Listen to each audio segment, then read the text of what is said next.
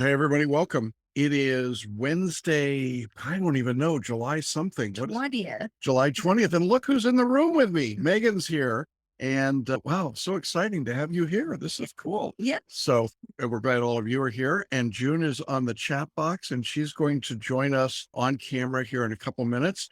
We have a lot to cover, a lot of student questions, but really we asked the question this week, the question we've been asking each week before as we run into this. What's your biggest challenge right now?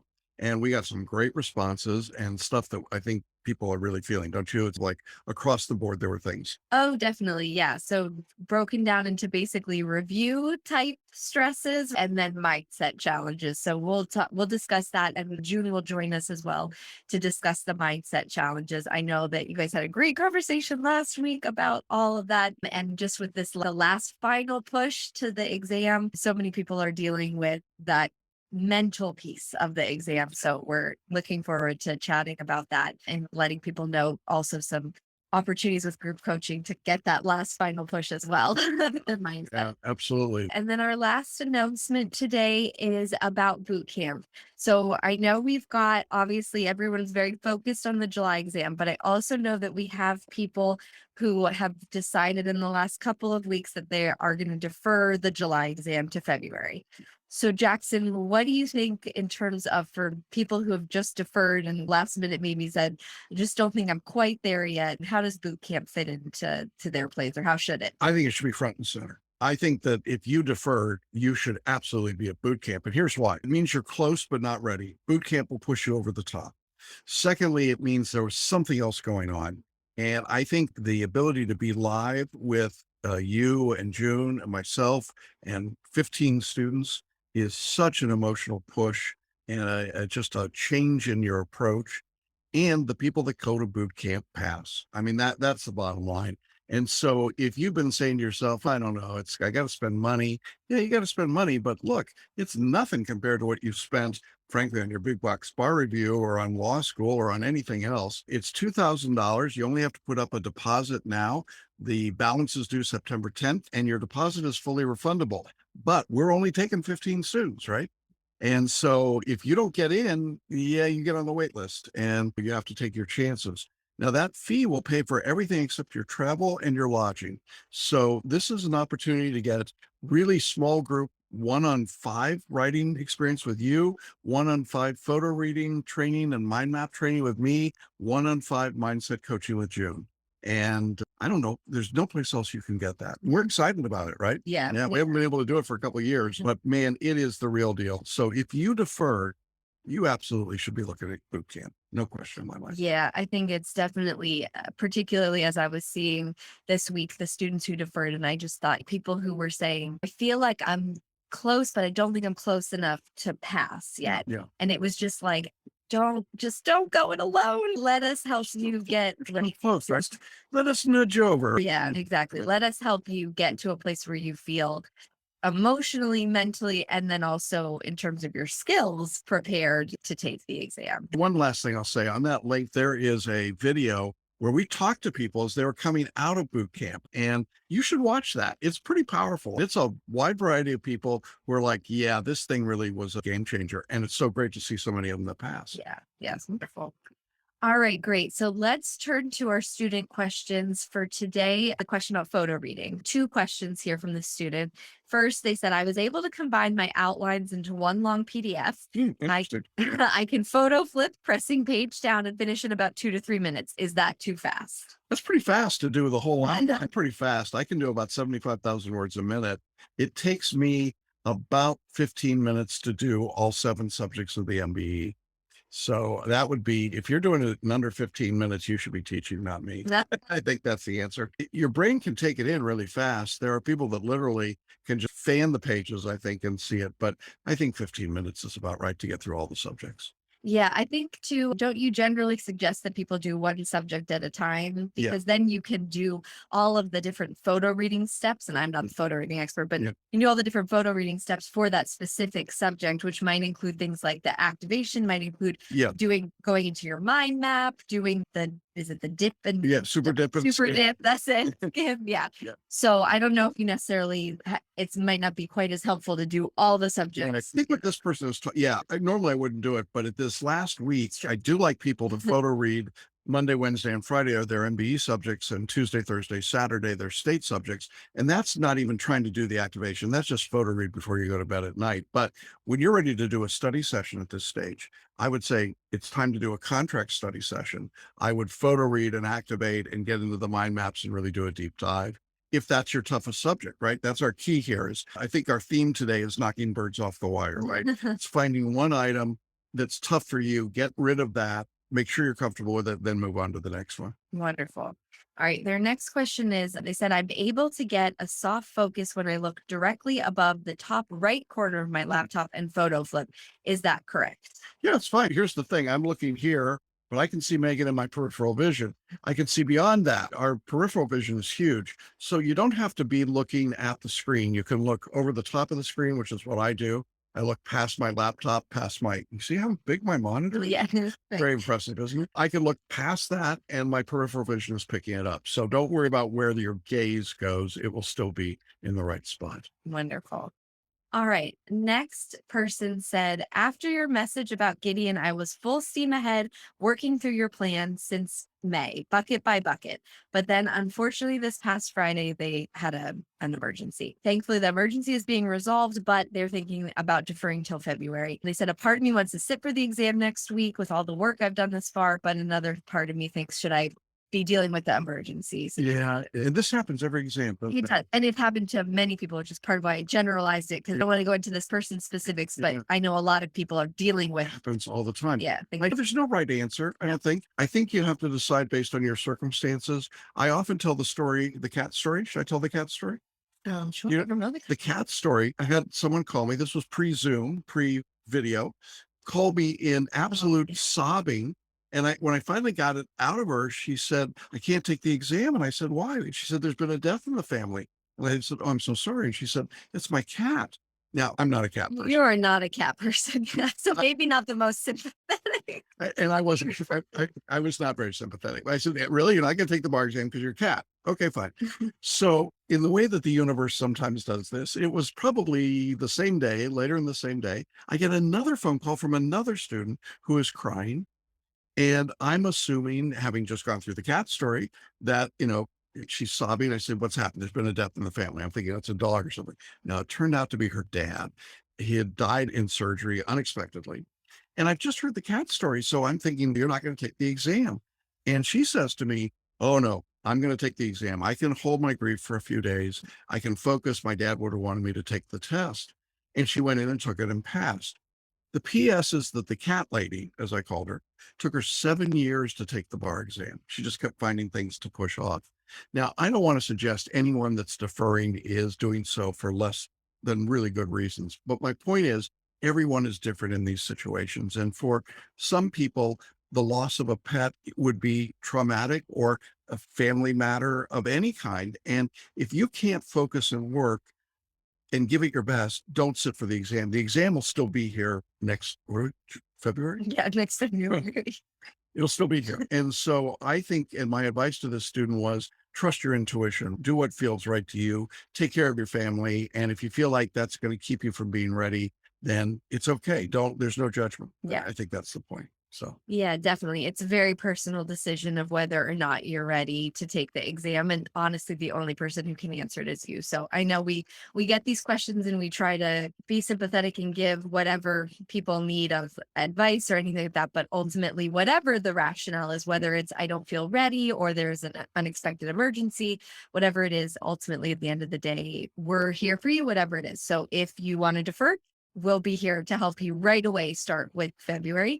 And if you're ready to take it, then we're here to help you get ready for that exam. yeah. And if your cat died, I'm sorry. I am. No, I know. It would be If Moose died, I don't know if I could sit for a bar exam. Yeah, dogs are different. Yeah, You're a bit more, tiny bit more of a dog person. barely. Just a little bit more of a dog person. Okay, moving on. This is not going to go well for me. I can tell. All right. All right. Next, this is also someone who deferred. So I think this is, I don't want to give their details either, but I want to say this is a person who ended up deciding to defer because they weren't they weren't finishing the study guide. So they were very, I know, and I don't mean, I know some of you are like, I'm very close, but I'm not maybe going to get through all that. This is somebody who was maybe about halfway, a little over halfway done.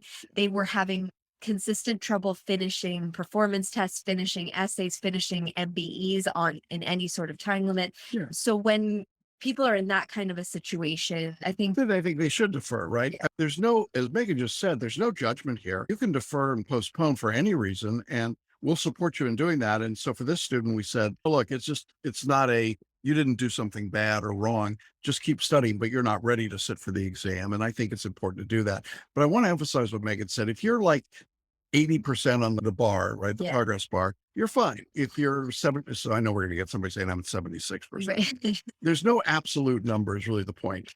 But if you're at 50%, that's a different matter. Yeah, yeah. And it's also, again, with the no absolutes. Maybe you're at 50%, but you've been through it before, right? Yeah. So you're like, but this is your second go around or your third go around with it. Yeah. That's a different matter than if you're like, no, it's been a long time since I've tried this. I'm very rusty and I really haven't even gotten to half of the I'm subjects. pretty sure June is typing in Slack right now. What are you doing to me? Is that happening? But look, if you've got a question here at the end, let us know and we'll jump in and take a look. All right. So now get into our biggest challenge questions. Okay. So this is, what is it these last few days before the exam? What do you feel like are the things that are really pushing you, stretching you, making you go a little crazy sometimes, maybe feel a little bit defeated at other times?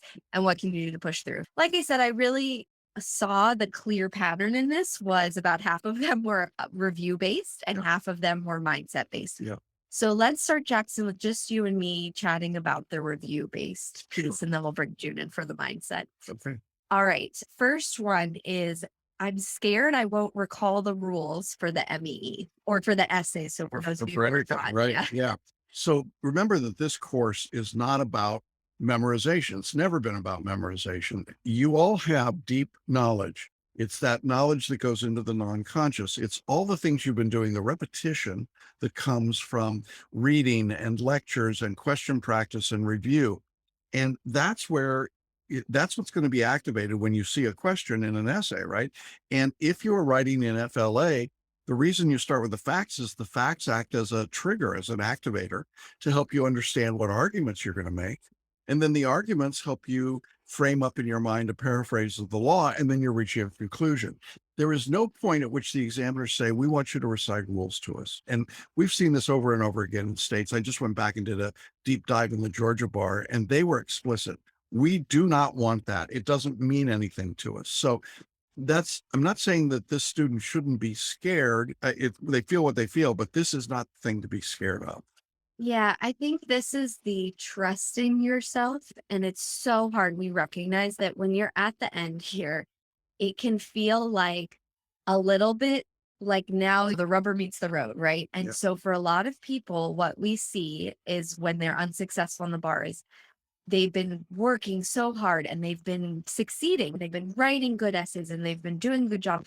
And then they get to test day and they panic and they revert back. Those are the saddest ones, I think, where people talk and they say, or we see their essays and we're like, this doesn't look anything like what you were writing in practice. And they're like, I panicked and I thought, yeah, maybe I should just go ahead and do what I was doing previously. So it just, from the bottom of our hearts, please don't do that. Okay. You've put in the work and you need to walk in there and trust yourself on Tuesday and Wednesday. And you need to trust that you put in the work, that you have a deeper understanding than you think you do. And that's not even just because it's subconscious. I really genuinely think it's because we sell ourselves short. And June's going to talk a bit about the words that we say to ourselves. We tend to say and think, we downplay, right, our achievements, Yeah. right?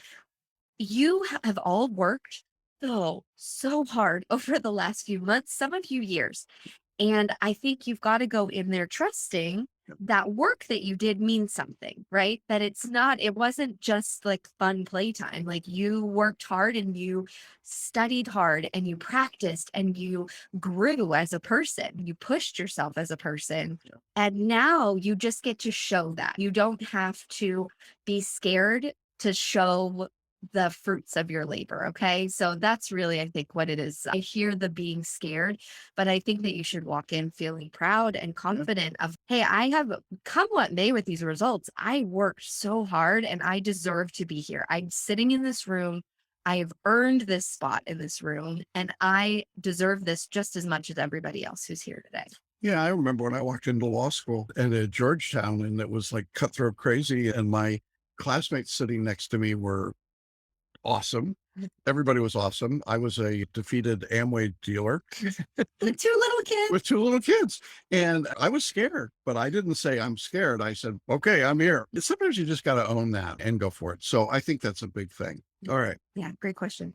All right, next question or biggest challenge, sorry, is someone saying, my challenge is what should I focus on in this last week? Essays or MBE questions. They said, I feel like I don't know the MBE subjects nearly as well as the MBE subjects. Should I just review my MBE subject notes? I'm worried about getting an essay question on a non-MBE topic and not knowing how to answer it. Yeah, this is a great challenge kind of question. And my answer is go deep and narrow, don't go wide and superficial. It's just too easy to say, I'm going to try and do everything right now. I've had a lot of students saying, I'm going to do 4 full-length multistates and I'm going to write 12 essays. And no, don't do that. Take a list of the toughest subjects for you. So for this student who's in the UBE, list out the 13 subjects that are possible essay topics. What's the 1 or 2 or 3 that if you opened your book on Tuesday and you went, it's that subject, and then do a few essays in that subject. It takes 30 minutes to do an essay, 30 minutes to review it. If you're in Florida or California, find your essay subjects that are harder and do an hour in each one of those. In Georgia, it's 45 minutes. I think when it comes to MBE, you look at your scores, right? The day 24 email that we refer to incessantly has the benchmarks. If you're hitting the benchmarks, you don't have to do as much. If you're not hitting the benchmarks, then I would put your emphasis there. Do you agree that that's the approach? Definitely. Yeah. For everybody too, I really recommend doing a sort of quicker outline of essays. So for the subjects that you feel nervous in for this last week, you don't need to sit down and write out the whole thing if you don't have the time, and you may only have the time to do a couple more like that, right? So you can take your book, find one that has either a drafter's point sheet, a model answer, or a sample answer. So it has something you could check it against, okay? Read through it and then outline it. Figure out how would I set up my conflicts, then write conflict pairs. And then that's it. That's all. As deep as you're going is you're doing conflict pairs. Then you can check that against what they had. So you can see, did I see the conflicts that the examiners wanted me to talk about? Do I understand the law here? If you don't panic, just go back into your outline, review that law. Okay, great. You're not going to forget it on test day because it's going to be cemented in there. It's birds on a wire, right? Yeah. Here's something I didn't know. I'm going to work on it and make sure that I'm comfortable with it. I'm going to desensitize myself to that and ready to move to the next. So again, you don't have to go through the entire buffet line each time. When I go on a buffet, on my second and third trip, I'm rather selective. I only want this and this. I've seen everything the first time through. Be selective. Yeah, exactly. Definitely. And then also don't forget, this is what we talked about with the not forgetting everything you've been training for, is if you see a question and you're like, I don't like this subject and I am not good at this subject, June's going to talk about how we talk to ourselves, because that's the first thing is going to be, you're not going to panic and talk to yourself in that way. But the second thing is, don't forget everything you've been learning. We've been talking to you the whole time and you've been learning in your lectures about how to approach an essay when you're like, I am not sure what the law is here. So don't throw that out. I promise, even in the subject that you hate, right? Secured transactions. Let's just pick one out of a hat randomly that everyone loves, I'm sure. Okay. Secured transactions. You don't need to panic. What can you do? You can set up that outline. They probably have given you calls of the question. Use that to create an outline. Okay, done. Set up your parties. You don't need to know anything about secure transactions to know who's arguing in these pieces. Put those parties in. Then your conflict. If you follow the facts, right? You take those facts and you figure out, why did they tell me this information? Oh, they told me this because I need to talk about whether or not they have a PMSI or not. So these things are going to trigger for you and you're going to remember, oh, that's right. Maybe I don't remember the exact phrase, but I know that's why this is included. And even if you don't, then you think about it like a normal human being and you say, okay, if I was the attorney for this party, what would I say? What outcome am I looking for? What in the world can I come up with based on the facts that's going to allow me to make an argument for them?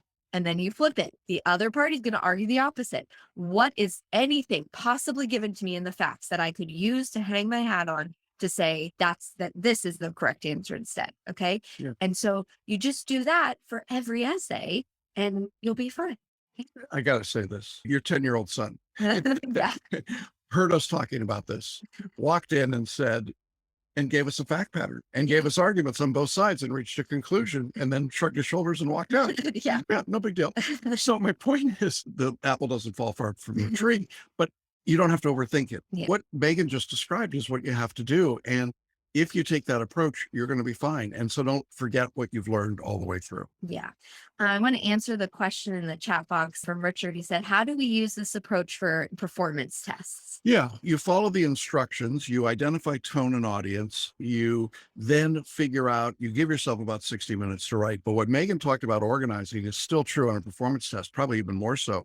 You take the call of the question, you figure out based on the library and the file, what the structure is of the problem.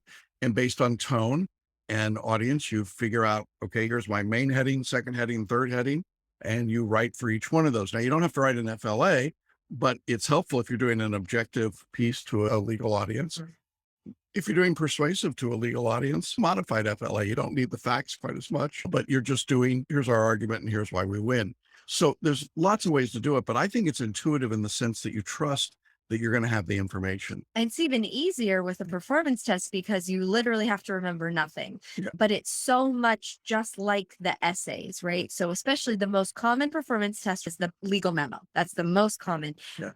The essays are a legal memo. They are an objective memo to a legal audience. That is what the essays are. So when you see that in a performance test, it's just a longer essay where they have given you They give the law.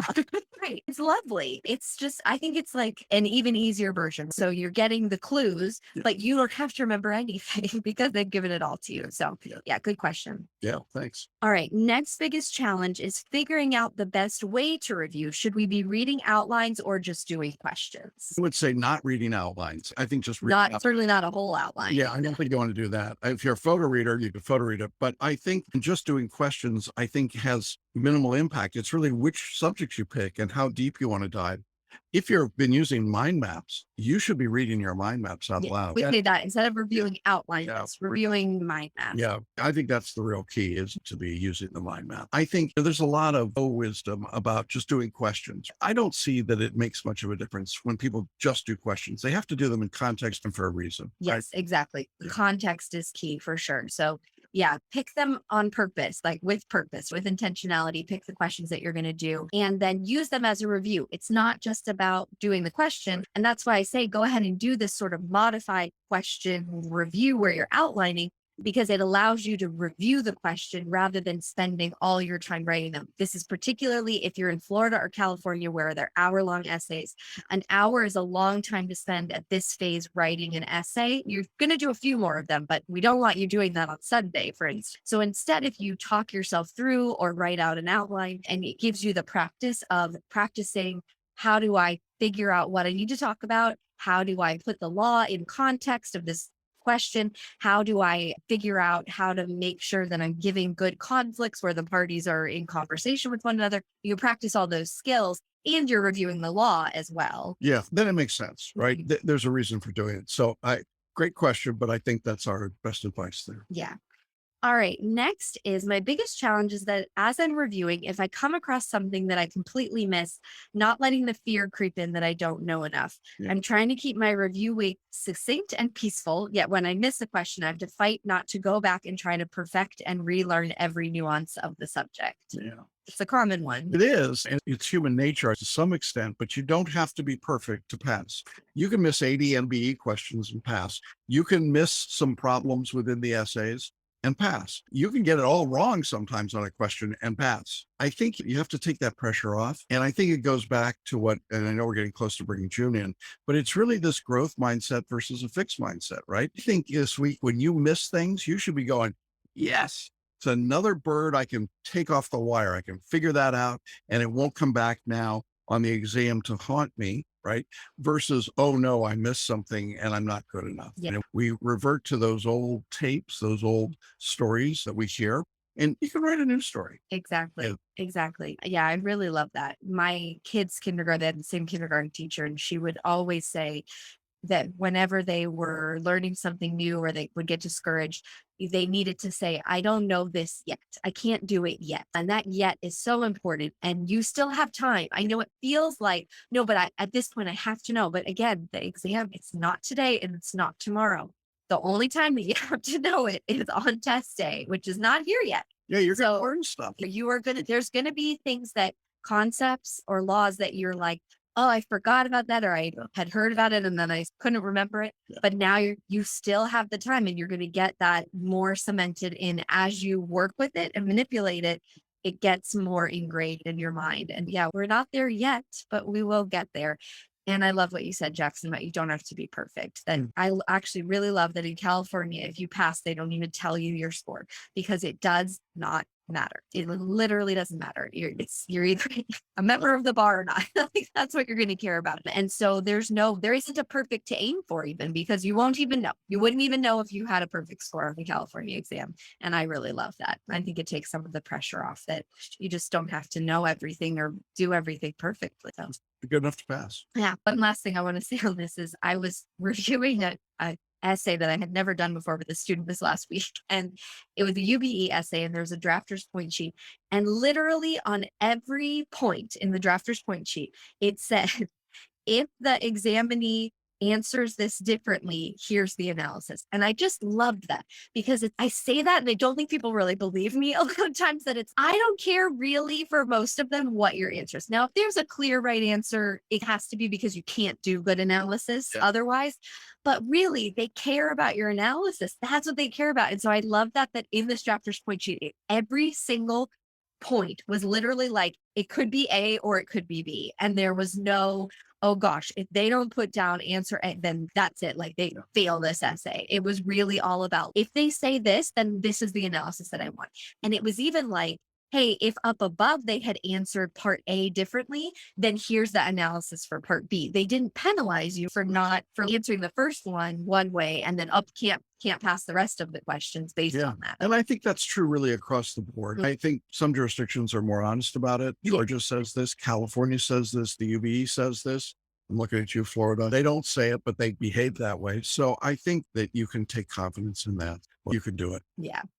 All right. Our last review one, I actually really love this one. This person said their biggest challenge in this area is remembering Latin terms. They said in questions where the answer choices are all in Latin terms, I blank. Well, me too.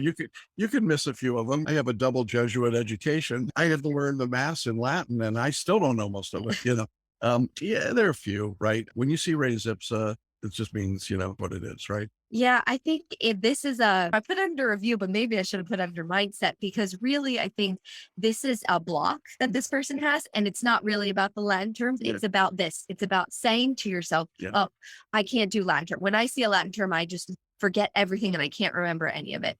And so I'm the worst at Latin. Yep. So I want whoever this is to please practice this week saying to yourself, I'm fine. Latin terms don't scare me. I know what these mean. And maybe even come up with a list of ones that you do know. Because I bet you do. I bet there's ones that you're like, I know, and I feel comfortable with it. And even if you have to reach for ones outside of the bar, carpe diem, right? Find other Latin terms to demystify Latin terms for you. There's ones that I promise. And the ad emptor. right. Yeah, exactly. There you go. That's it. You got my entire vocabulary right there. Yeah, Okay. exactly. They're good. All right. All right. So let's bring June on now and let's chat about mindset for the rest of our time together. Hi, June. Hey, how do we do so far on mindset? You're doing pretty good. Okay. Right. Yeah, y'all doing great. All right. All right, June in Jackson. All right. First one here. Biggest challenge in mindset is remaining calm and keeping anxiety low. And I know this is a lot of people's. Yeah. I'll start, but there are a number of tools in your course in the self-care videos that are designed to help you remain calm and keep your anxiety under control. The biggest thing for me, at least what I do, we'll see what June says. I think breathing is the real key to remaining calm. There are going to be moments during the bar exam for just about everybody when things get a little wonky, right? There's a particular MBE question, or there's an essay, or maybe it's a performance test, and you just have this moment, this surge of, and in those moments, just stop, put both feet on the floor, put your hands down, close your eyes, take 3 deep breaths in, right? And get yourself to the resource state. And I think that makes a difference. I'm not the expert here, June is, so give it to you. I agree with you. I agree with you. We do a lot of deep breathing. I think breathing is always your first place to go to. Jackson says 3. I say 5. I always go for 5 deep breaths. It is enough to bring the anxiety levels physically, scientifically, physically in your body. And what it brings you back to center. And Jackson says, ground yourself, put your feet on the floor, flat. What do you see? Look at something, ground yourself, and come back to center is what I like to call it. And again, as we talked about a lot, we become fearful or anxiety ridden when it's something we don't know how to do.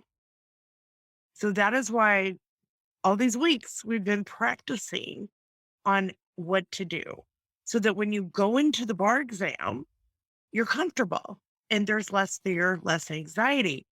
And that Jackson and Megan talk about pick your letter. There's 4, A, B, C, D.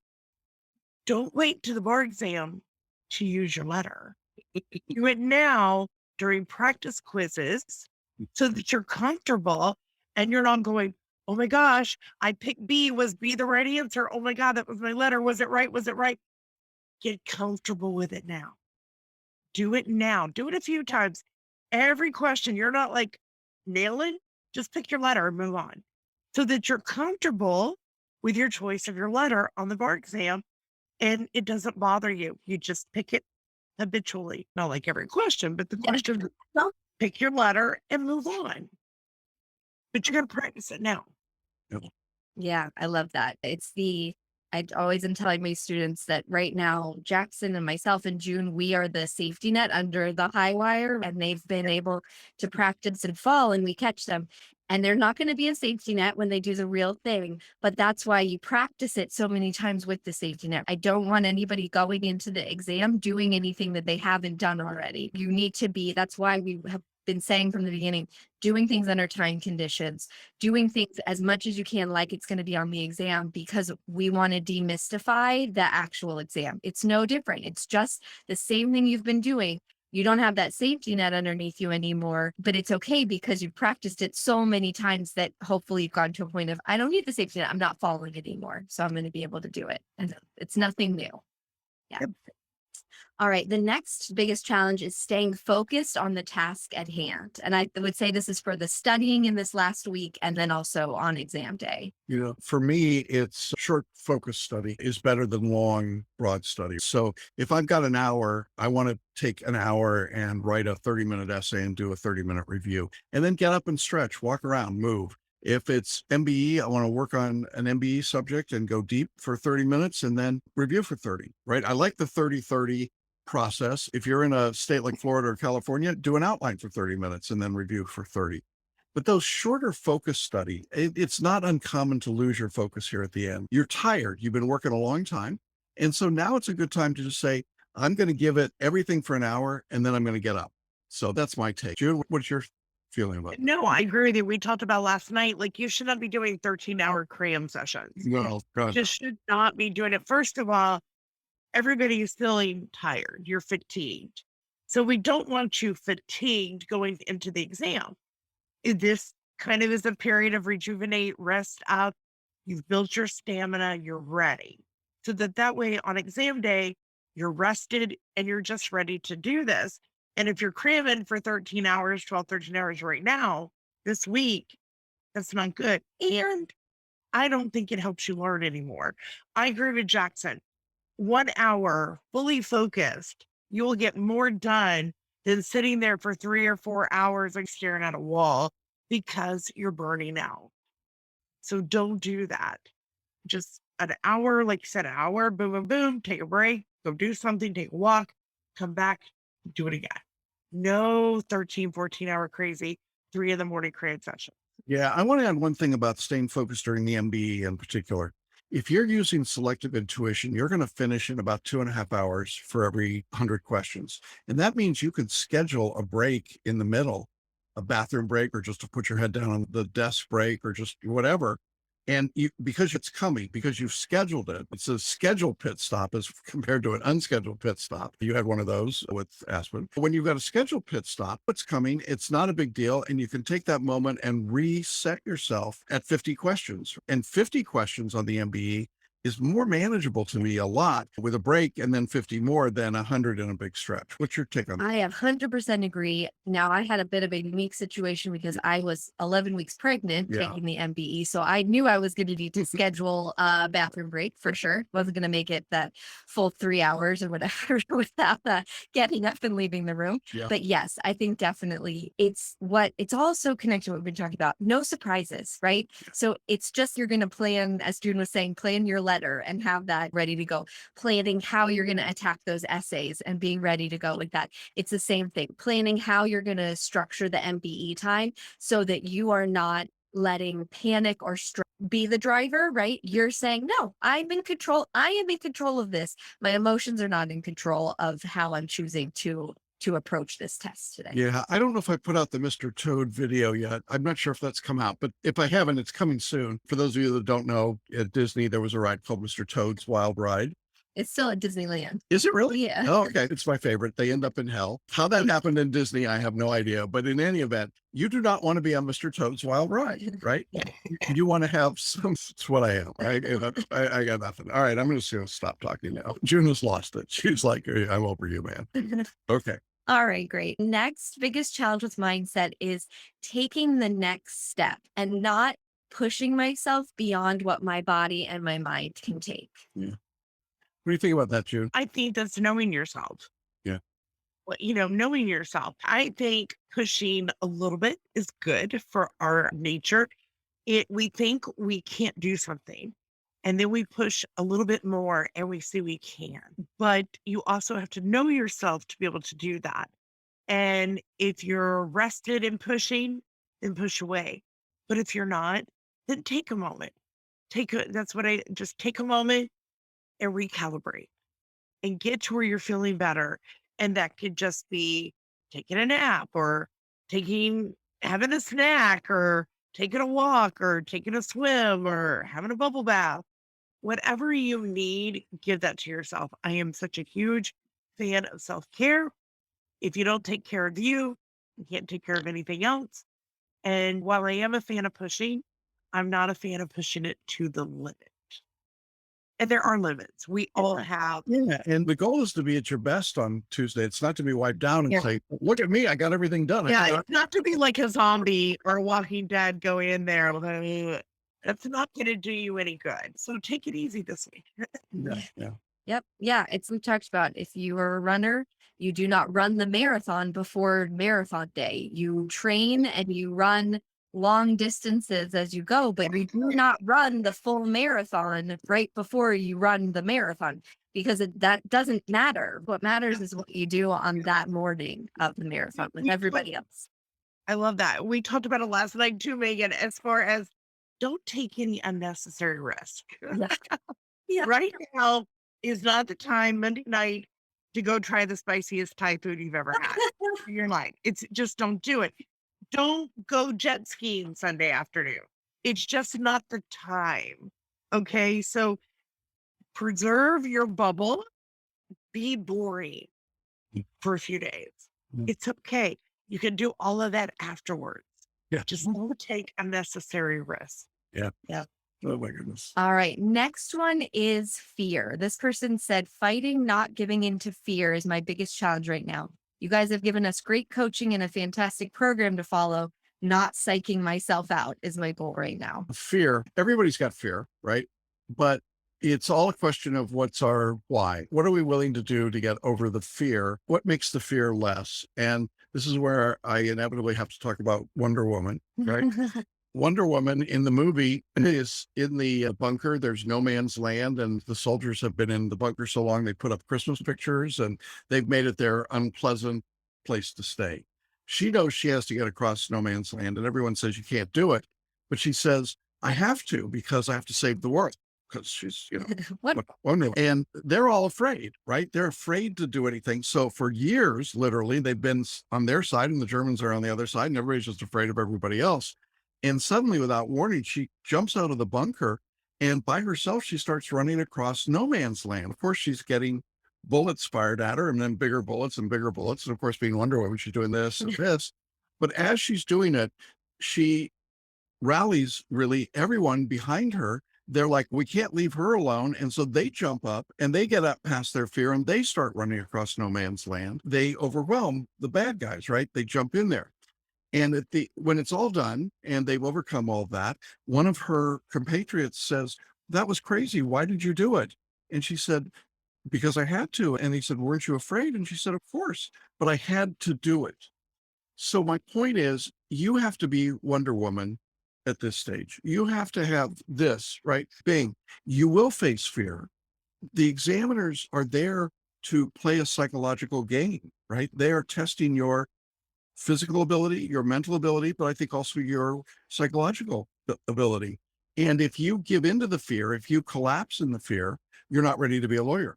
But you are ready. Everybody that I've talked to in our course is ready if they're going in to take that exam. And so I would just tell you to metaphorically do this, right? Ding, ding.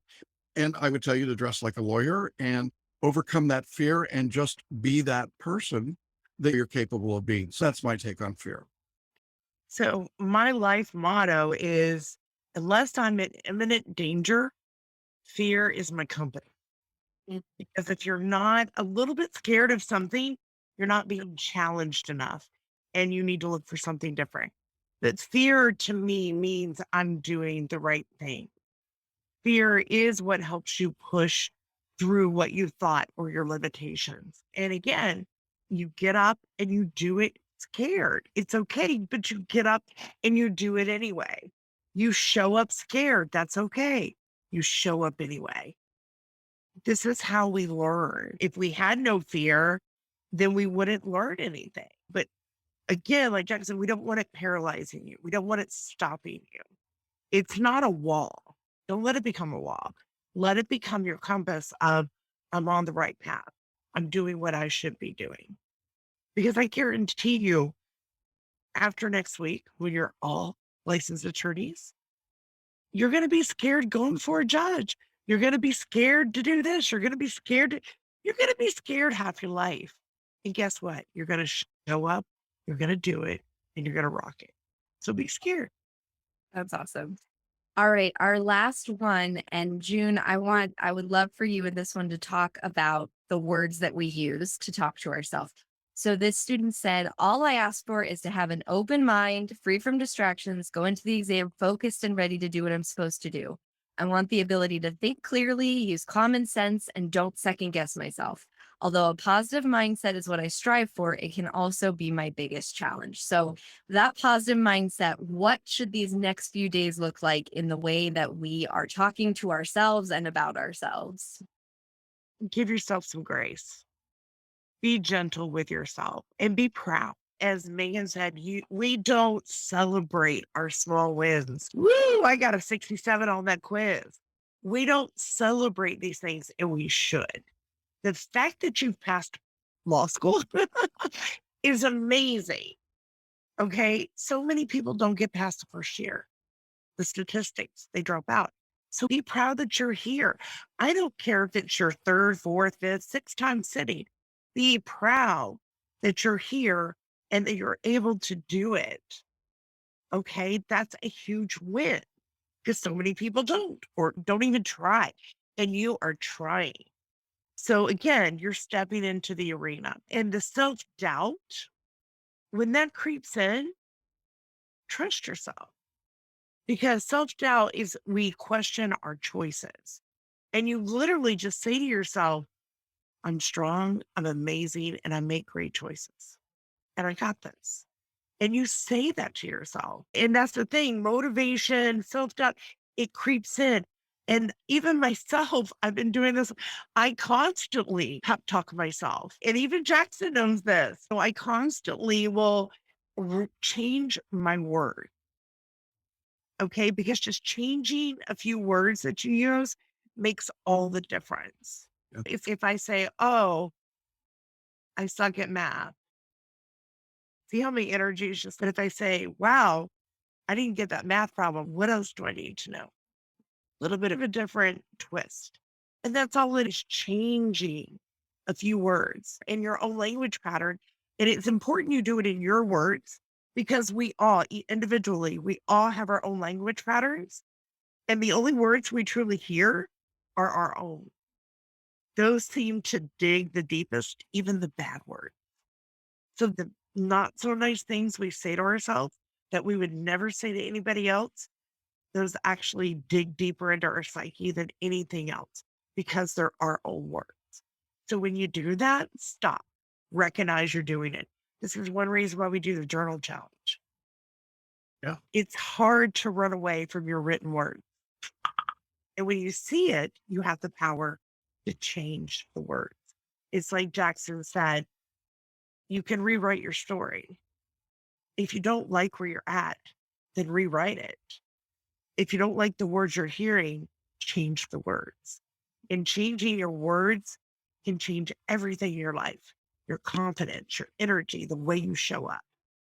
And it really is that simple. Yeah.